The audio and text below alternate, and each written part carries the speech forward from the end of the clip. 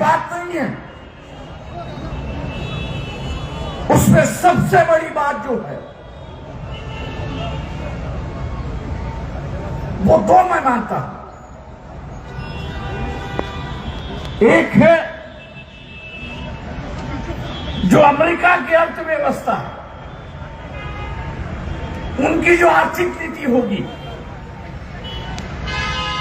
उस आर्थिक नीति के मुताबिक, उसके आर्थिक नीति के मुताबिक भारत की आर्थिक नीति होगी। इसका मतलब यह हुआ कि अगर अमेरिका चाहता है कि यहां का पब्लिक सेक्टर अगर नहीं रहे, तमाम पब्लिक सेक्टर जो है अगर अमेरिका चाहता है कि ना हो, तो यहां की सरकार को भी वही भूमिका लेनी होगी कि पब्लिक सेक्टर को प्राइवेट सेक्टर बनाना होगा।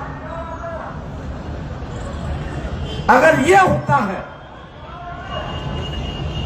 तो चंद्रशेखर के वक्त की जो परिस्थिति थी वो मेरे ख्याल से दोबारा इस देश पे आ सकती।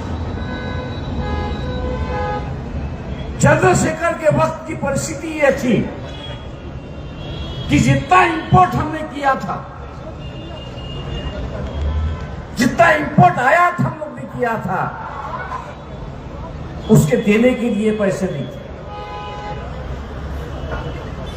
उसका दाम देने के लिए हम लोग के पैसे नहीं थे। लेकिन दुनिया का किसी भी देश से,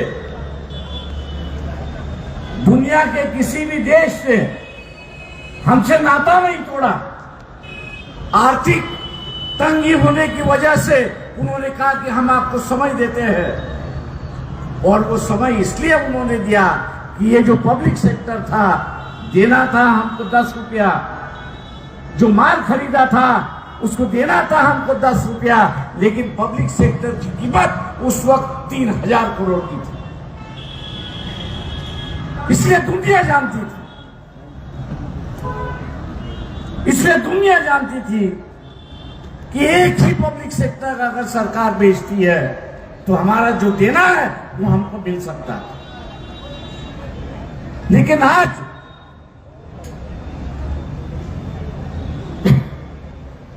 पब्लिक सेक्टर को प्राइवेट सेक्टर करने की मांग अमेरिका आज कर रहा है।